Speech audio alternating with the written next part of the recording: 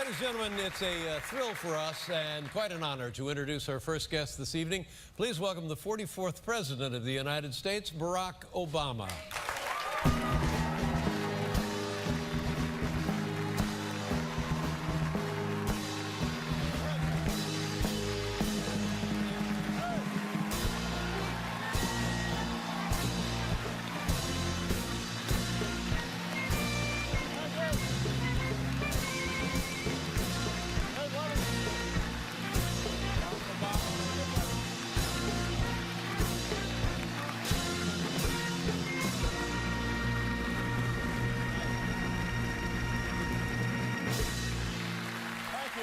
Thank you.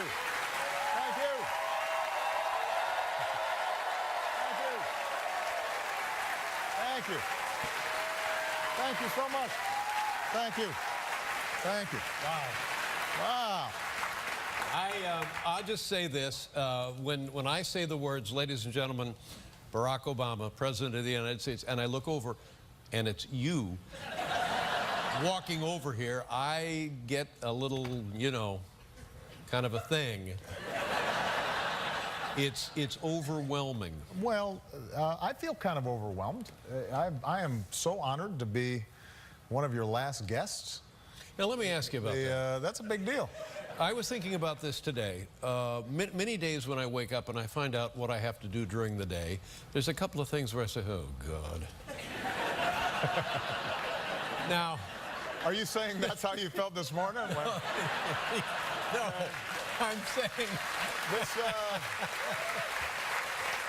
No, but when this interview isn't starting well. It's fine. I thought after it will all this down. time. Don't worry. No. Okay. So when you are reminded that today is today, do you say to yourself, "Oh God, today is the day I have to go see Letterman"? No, I'm excited about it. First of all, I know you like Michelle a little bit more than me. Oh my God. Which is okay. She was here last week. I know. And I assure you, you are not alone. But I'm not going to let her have all the fun. And mainly, I came by to say goodbye to Biff and Paul. Who, let's face it. Thank you, Mr. President. Thank you. Goodbye to you. Thank you. That's fine. The band says goodbye. Thank you. Thank you. But they said I couldn't get on the set unless I also spoke to you. Okay. Fair enough. But I want to tell you, your wife, and I've met her, I don't know, 4 or 5 times in various circumstances. Last week she brought with her your own Marine Corps band. Pretty cool. Oh my goodness. Yeah. And you're just seeing it. You can't, the hair on the back of your hand stands up when these men and women march in. They're amazing. And I don't know if she mentioned it. First of all, these folks are all active duty. And they can play anything. Mm-hmm. You want them to play jazz, they'll play jazz. They want them to play classical. Yo-Yo Ma came by the White House one time, and suddenly he sat down with them, and they were all playing cello suites. And I mean, you name it, they can play it. And in the meantime, they're also putting their life on the line. It is one of the great honors of the presidency to be their commander-in-chief. Right. Well, to hear that kind of live music that close to it is a remarkable thing. Terrific. And these are people in the Marine Corps for, they've made this a career? Well, they made it a career, but as I said, they're not just playing music. They're serving in all kinds of ways. And a guy in a huge bear skin hat brings them out. He's serious, too. The thing, yes. Right. And then they have a whole different conductor. Yes, they do. And these are the guys that You were really paying attention. That's good, eh? Man. That's good. I was. Yeah. Well, anyway, your wife was delightful, and man, just what a great asset to have for the representation of the administration, representation of women, representation of Americans. She does great. She is. I'm lucky to have her.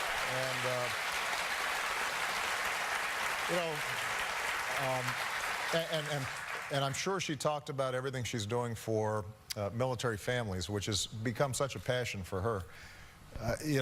We travel all around the world, and everywhere you go, you've got our members of the armed services stationed, and they are away from their families for months, in some cases years at a time. Sometimes the families are moving as well.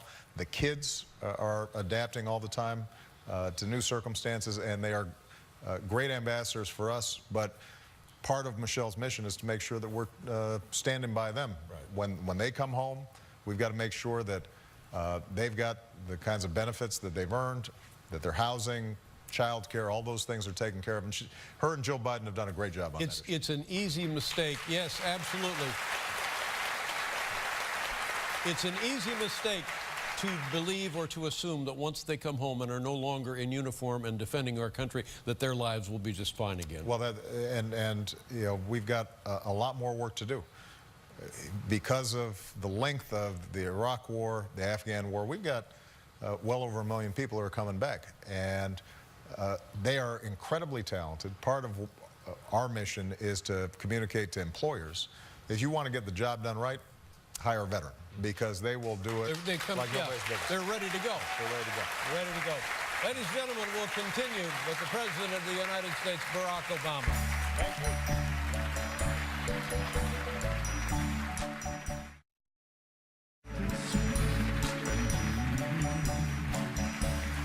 President of the United States, ladies and gentlemen. If you had been here 3 months ago or 4 months ago, we would have been talking about one thing or another. 6 months before that, something completely different. And it seems to be that each one of these is epic in its tragedy, obscenely tragic. And now the topic that has consumed us all for the last couple of months, for example, the situation in Baltimore. Right. But that's one of many situations we could be talking about here tonight. How do you feel about that? What can be done about that? What went wrong there? What continues to go wrong around the country? Why? Well, first of all, it's important that now that charges have been brought in Baltimore, that we let due process play itself out. You know, those officers who've been charged, they deserve you know, to be represented and to let the legal system work its way through. We don't have all the facts yet, and that's going to be presented in a court of law. I think it's also really important to remember that the overwhelming majority of police officers are doing an outstanding job. We're in New York today.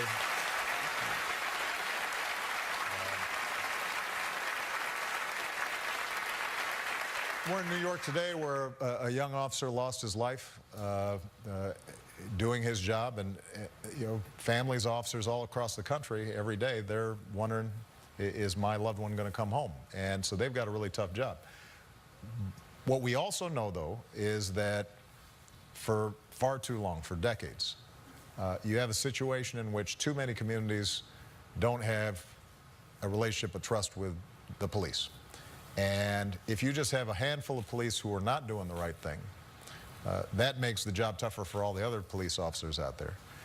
It creates an environment in the community where they feel as if, rather than being protected and served, they're the targets of arbitrary arrests or stops.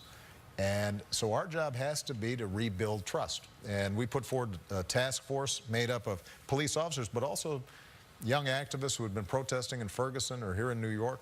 They came up with some terrific recommendations about collecting data on what happens when there's a shooting involving police.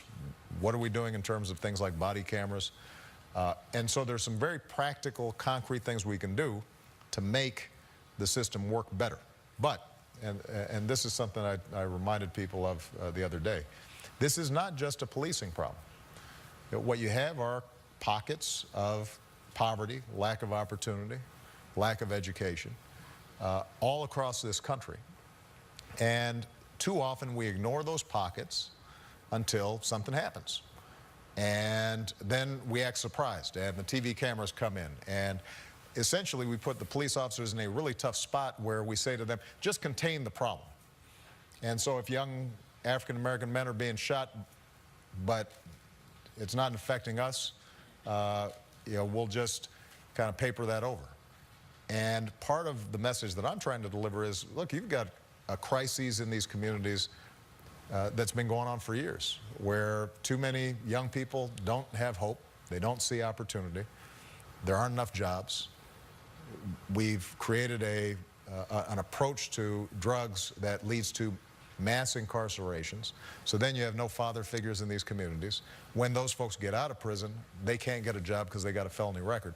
So today, part of what I did in New York was to announce some additional initiatives around what we're calling My Brother's Keepers. How can we send a message to young people of color and minorities, particularly young men, saying your lives do matter, we do care about you, but we're going to invest in you before you have problems with the police, before there's the kind of crisis we see in Baltimore. We're going to make sure you got early childhood education. We're going to make sure that you have an opportunity to graduate and go to college, and you've got mentors and apprenticeships, and that kind of sustained effort, I think, is what we have to see in this country, not just the episodic spasms of interest when something tragic happens. The conditions that, yeah. The conditions that you mentioned, poverty and lack of education affect all people. Right. Is that what creates racism? Is racism the factor, a residual factor? You know, I think a residual factor, but also a buildup of our history. And we can't ignore that. Look, if you have slavery, Jim Crow, discrimination that built up over time, even if our society has made extraordinary strides, and I'm a testament to that, and my children are, my kids and your kids are growing up in an America where the attitudes of the next generation make you hopeful, because I think they genuinely try to judge people much more on the basis of character, well, but it's built up over time. So yes. if you have 100 years in which certain communities can only live in certain places, or the men in those communities can only get menial labor, or they can't start a particular trade because it's closed to them, or if they're trying to buy a house or a car, it's more expensive. And over time that builds up, that results in communities where the kids who are born there are not going to have as good of a shot. And we don't have to sort of accuse everybody of racism today, to acknowledge that that's part of our past, and if we want to get past that, then we got to make a little bit of an extra effort. And I think the vast majority of Americans are willing to do that, right, if it's done well. Well, I say this all the time. I remember the 60th anniversary of the March in Selma. Yeah. And when I hear about what seems to be a hate crime, a racist motivated crime, it's like when you hear about tuberculosis coming back, you think, no, wait a minute. Right. I thought that had been taken care of. And I have always thought that generations going forward would learn from what you described and be smarter about it and more aware about it and understand that, for the love of God, it's human beings, and that's all it is. Well, and I think that, Dave, I think that this country is leaps and bounds better than it was in a fairly recent past. I mean, when I was born, it was illegal in many states for my parents to marry. That's not institutionalized today. Some of the problems that we see in terms of law enforcement, that used to be the law. I mean, the notion that police would potentially be held into account, that was not at all what the custom was around the country, and in some cases not what it was on the books. But we have to be vigilant. It's like tending a garden. This country, our democracy, works because ordinary folks, well-meaning people, each and every day are trying to make it a little bit better. And we're teaching understanding to our kids. And when mistakes are made, we acknowledge them as opposed to trying to cover them up. And most importantly, in my mind, we think about not just our own kids, but we think about all kids. And when we say to ourselves that that child in Baltimore has tough circumstances, but that child is worth, in the eyes of God, just as much as my child, and we need to make sure we make an investment in them. When we get to that point, then not only does that child do better, but the country as a whole does better. And that requires the kind of sustained commitment that I'd like to see. And irrespective of what we've come through recently, and it just seems like once a week there's something god-awful. Irrespective of that, you believe that race relations in this country are better, stronger? I think that they are better. Part of what's happened is that we just know more today than we did. I mean, for example, this is a slightly different circumstance, but it sends, I think, a message about what we need to do. When it comes to things like sexual harassment or sexual assault or date rape, I don't think that it happens more frequently today than it did 30 or 40 or 50 years ago. Part of what's happening is we've become more aware of what women have been going through for generations. And so part of us fixing it is being aware of it. Well, a lot of the things that we've seen in Ferguson or New York or Baltimore have been going on a long time.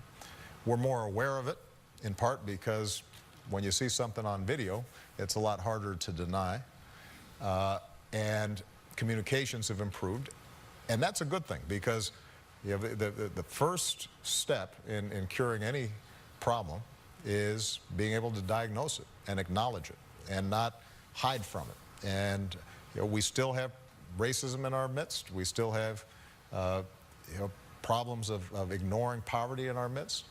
Kids are locked in situations where it's very hard for them to pull themselves out unless they get some help.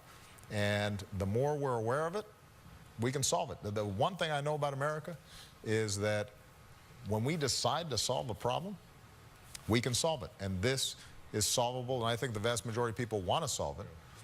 But in order to do so, we can't just engage in a bunch of rhetoric and engage in finger pointing. We have to come together and say, what works and how are we going to make it better? And there's cities all across the country where police chiefs are working with activists and clergy and others, and they're saying, we want to get beyond this status quo, and I'm confident if we seize the moment, we can really see some serious improvement. Let me ask you another question. Is this the first country you've presidented?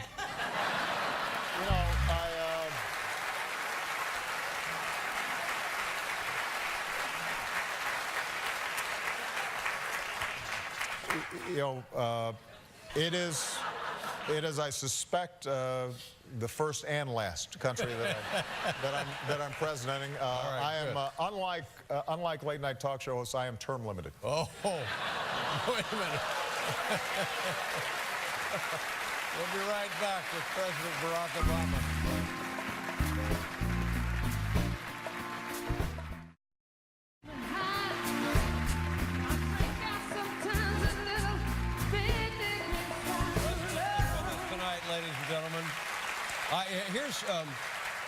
As you know, and as your wife has told you, most of everything I say is born of ignorance. And the free trade agreement, individually I know what those words mean. Together I have no idea. Help us out here. Well, 95% of the world's markets are outside the United States. We're the biggest and most innovative economy, although just by sheer size and population, China obviously has caught up. But if we're going to succeed economically, then we've got to be able to sell our goods to other countries. We can't just sell here in the United States. And for the last 6.5 years, we've dug ourselves out of what was a terrible recession. The economy's growing faster than most of the other advanced countries in the world. But the next step is to make sure that our exports are going to places that are growing. And the big place where we're seeing a lot of growth is in Asia and in the Pacific region. So what we've done is to put together a trade deal with 11 other countries. And the objective is to have high standards so that our businesses and our workers aren't disadvantaged. Some of the past trade deals that hurt us, that led to a lot of manufacturing leaving the United States, was because we didn't have any enforceable strong labor standards in these countries or environmental standards in these countries, so it was an uneven playing field. And they could make stuff real cheap. Right. They're polluting. They're employing child labor, and then they're selling back here, and our folks get undercut. The idea here is you lock them into higher standards, strong labor protections, banning child labor, making sure that they're not engaging in some of polluting activities. So we then have legitimate competition. And that way we've got an even playing field. Yeah. It's a fair playing field. And it's going to be important partly because, look, China's out there competing in these areas. And if we don't write the rules, they're going to be out there writing the rules. And studies have shown that when we enter into a trade agreement with other countries, our companies, they compete. They do well. When China enters into a free trade agreement with some of those countries, then, frankly, our companies are disadvantaged, and we end up getting the short end of the stick. So we've got to be in there. We can't just close ourselves off. And I know that in the past, sometimes people are suspicious of trade deals because they've seen communities that got devastated, plants closed, jobs left. And what I'm saying to folks is the lesson from that is to get the right kind of trade deal. It's not to think that we can somehow close off ourselves from the rest of the world, because we're going to have to compete. We got to sell out there, otherwise we're not going to be able to succeed. It's interesting to me now, occasionally and more frequently, you will find something, you buy something, and it's proudly championed as having been made in the United States. And I think that's pretty telling as to how far things have shifted, that now that's something that we're heroic about. Well, the good news is, and people don't know this, we're actually seeing companies move back. Manufacturing's been growing under my presidency faster than any time since the 90s. It's advanced manufacturing. So, you know, we're making the high-end stuff. Our workers are still better than anybody else's, and our innovation is still the best. But you know, we're not going to be able to compete on the low-end assembly stuff. There's always going to be lower wages somewhere, which is why we also have to make sure we're providing our kids the best education and training them to compete.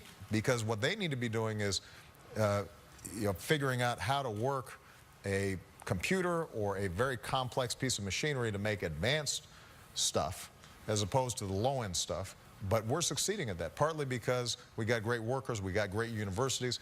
This is also why we got to invest, though, in job training and research and development to keep our competitive edge. And let me ask you about tangential to that, or essential to that, education in this country. Yeah. From talking to your wife and what I know outside, not where we want it to be. Not to, we've got some great schools, and our universities are by far the best in the world.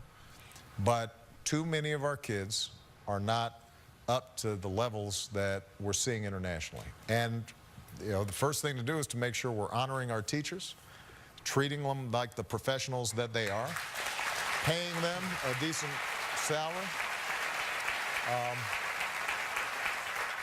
And we also have to look at the data, and it turns out that the kids who fall behind, typically it's because they're coming from households where there aren't as many books.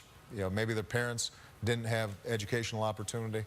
And if we provide them early childhood education, it pays huge dividends all the way through. So we got to make sure that we focus on the earliest parts of school. We'll be right back with the President of the United States, everybody.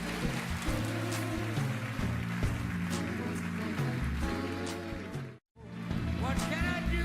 Everybody, what can I do? There it goes. Come on, rock, run it up. There goes my baby. There goes my baby. I wanna know, yeah, does she love me?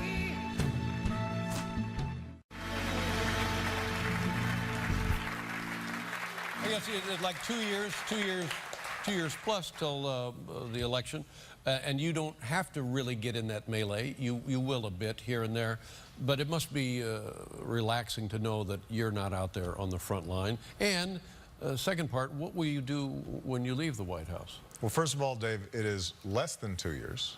Just the not that I'm counting. But I just want to make sure you don't show up like in the middle of January to vote, and everybody will be like, what happened? No, the election's in November of 2015. 16. You think I'm dumb, don't you? No, I didn't say that. You're distracted. You got stuff going on. Yeah, it does feel good not to have to be on the stump. The stakes are big, though, so I want to make sure that everybody's paying attention. It'll be a highly contested election, as every presidential election is, and whatever your political affiliation, I just want to make sure you listen to what folks are saying, get informed on the issues, and then most importantly, go out there and vote. What will you do when you're not president? Well, I was thinking you and me, we could play some dominoes together. And, Dominoes. all right. We can, go to the local Starbucks and swap stories. I want to say something that the president said to me during the commercial break that I was very impressed by.